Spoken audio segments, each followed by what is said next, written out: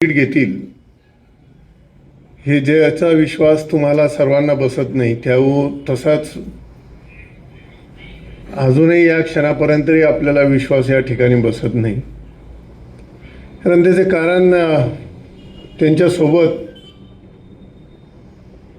बऱ्याच वेळेला जाण्याचा, बोलण्याचा, बसण्याचा आणि काही कामानिमित्त अनेक वेळेला भेटण्याचा या ठिकाणी योग आलाय. हे खरं आहे. महाराष्ट्रामधली जेवढी नेते आहेत तेवढ्याही नेत्यांपैकी एखाद्या व्यक्तीला स्पष्टपणे बोलणं, त्याला रुचेल पचेल, तो जवळ राहील का नाही राहील याची कुठलीही पर्वा न करता बोलणं, एवढं धाडस दुसऱ्या कुठल्या याच्यामध्ये आपल्याला सहसा आढळत नाही. ते अजितदादा सरळ सांगायचे, तुला येत नाही, तू येत नको जाऊ वगैरे वगैरे पर्यंत. अनेक वेळेला एखादा जर काम घेऊन तो दादाकडे गेले आणि सांगितलं तर ते सांगायचे की ते होईल किंवा नाही होईल किंवा झालं आहे यापर्यंत आहे, अमुक आहे. जर पुन्हा माणूस तो जर त्या ऑफिसला दिसला की तितक्या गर्दीत ते बाहेर काढून द्यायचं. कशाला पुन्हा पुन्हा येतात, काय काम असतं इथं, इतकं बारकाईने लक्ष असायचं. दादाजवळ जी कुठली खाती मिळाली, सार्वजनिक पण तुम्ही बघा ना, ते ज्या वेळेला ग्रामविकास मंत्री होते आणि हागणदारी मुक्त महाराष्ट्र करायचा, त्यावेळेला ते स्पष्ट सांगायचे की पुढच्या वेळेला मतं देऊ नका, पण आपलं गाव आणि हे सगळे या दृष्टीने मुक्त झाली पाहिजेत. अहो, हे बोलायला नेत्यांना धाडसच लागतं. इतकं सहज नाही होत की तुम्ही आम्हाला मतं देऊ नका म्हणून सांगायला. हे खटकावून सांगायचे अजितदादा. त्यांच्या जवळची आलेली जी काही खाती असतील त्या खात्यांना कशा पद्धतीने न्याय द्यायचा. ते ऊर्जा मंत्री होते तर महाराष्ट्राला मोठं संकट होतं. त्यावेळेला 8-8, 10-10 तासाचे लोड शेडिंग चालायचे. पण मी लोड शेडिंग मुक्त करणार, तर त्यांनी करून दाखवलं. वेळ प्रसंगी आपापल्या गावांमधल्या इलेक्ट्रिक शेगड्या, मीटर वगैरे हे बदलून किंवा ते जप्त करून त्यावरती अनेकांवरती कारवाया करून त्यात लोकसभेचा सहभाग कशा पद्धतीने होईल हा सहभाग नोंदवून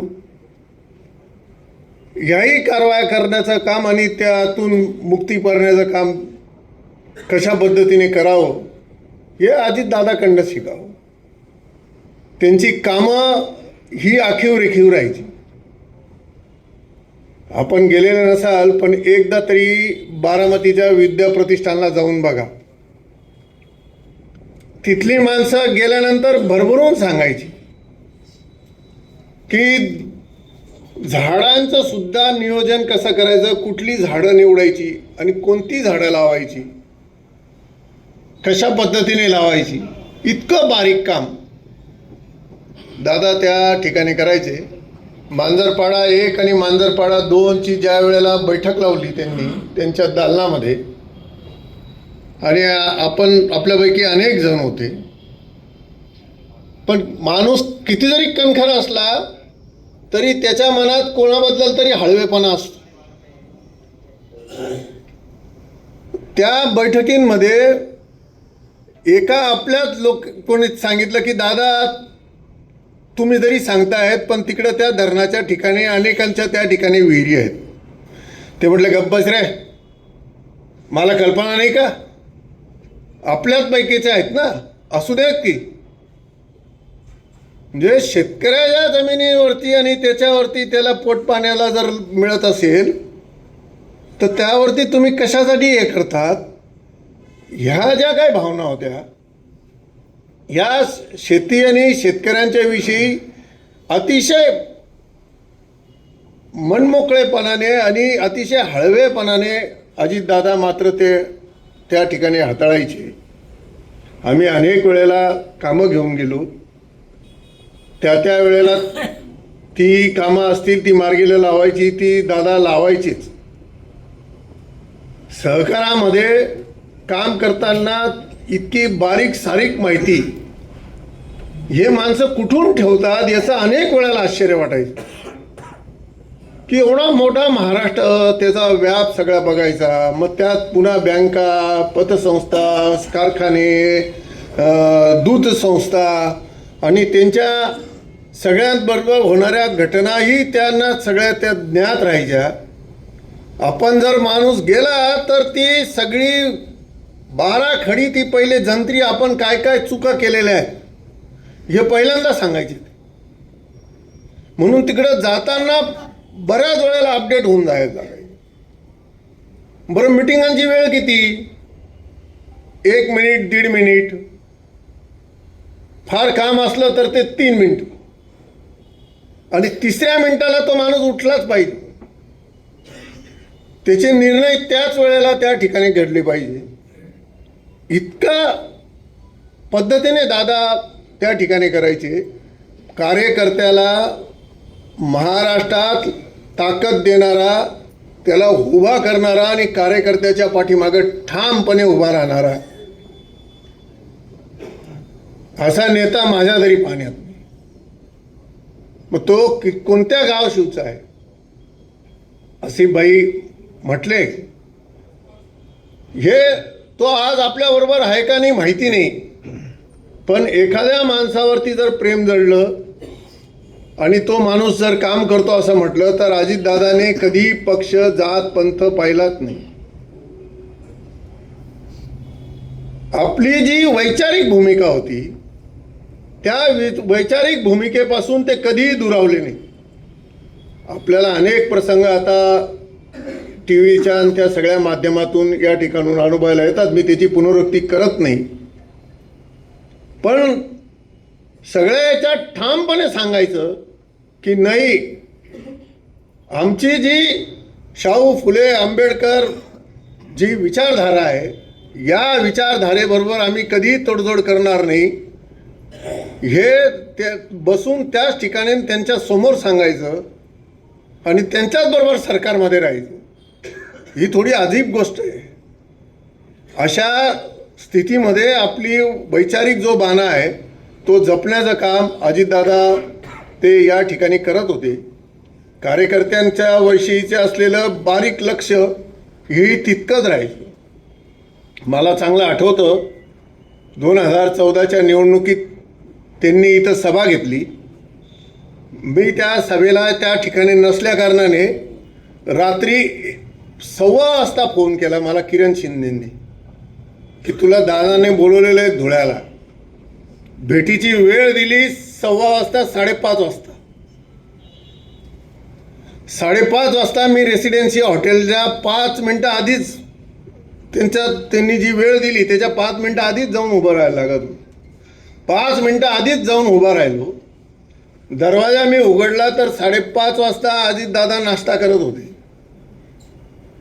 इथून किती वाजता गेले असतील आणि किती वाजता झोपले असतील, आणि लगेच त्याच वेळेला सगळी कामं वगैरे, फोन, हे सगळे संबंध महाराष्ट्राचं सुरूच. कोणाला कुठं काय काय कशा पद्धतीने होतं. जवळपास आम्ही 2 तास सोबत होतो. काळ कसा असतो, नियत कशी काय घेऊन येते हे सांगता येत नाही.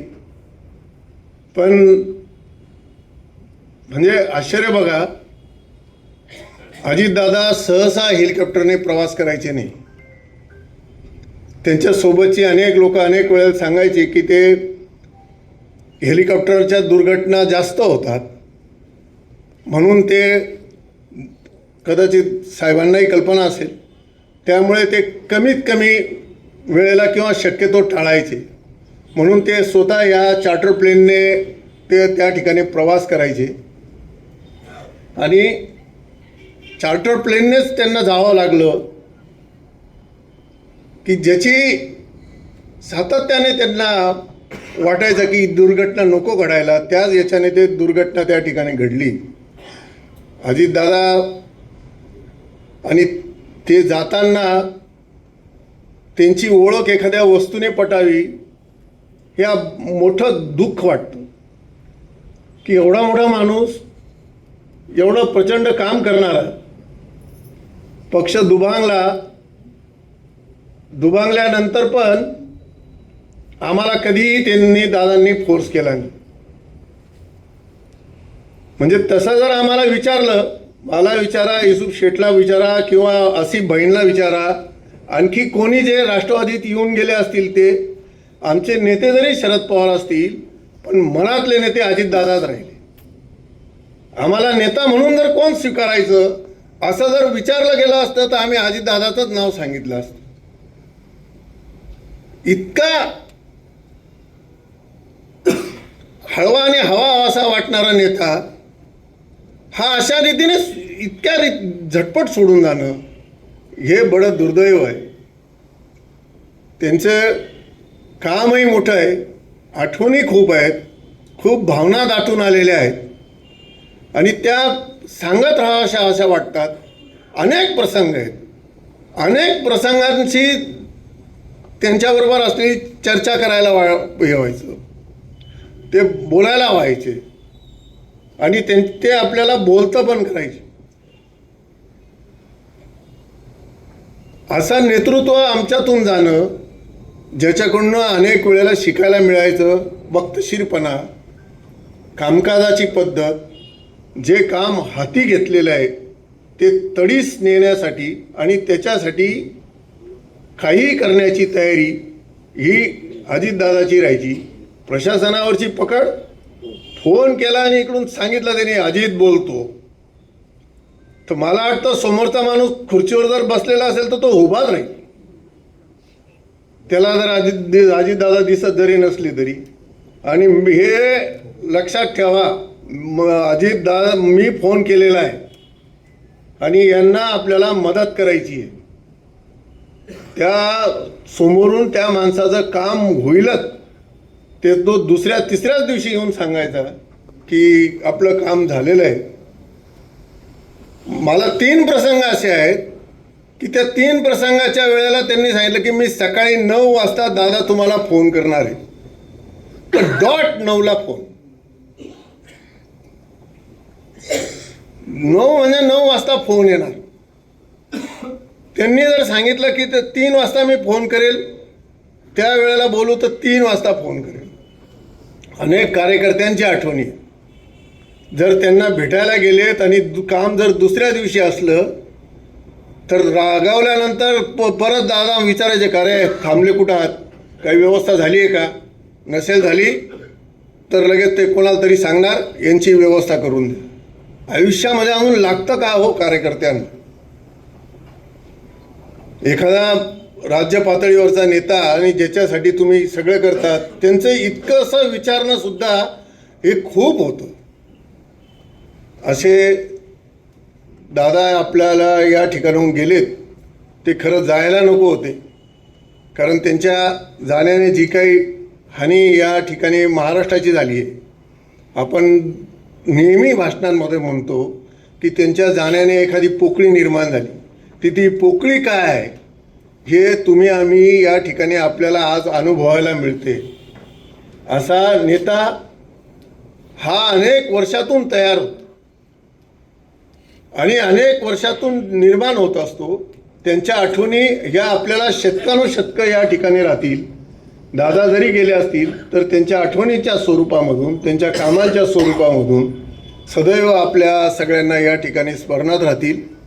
मी आपल्या सर्वांच्याही वतीने, आमच्या कुटुंबाच्या वतीने, राष्ट्रवादी शरदचंद्र पक्ष या पक्षाच्या वतीने, विविध मी कार्यरत असलेल्या साऱ्या संस्थांच्या वतीने दादांना भावपूर्ण आदरांजली या ठिकाणी व्यक्त करतो.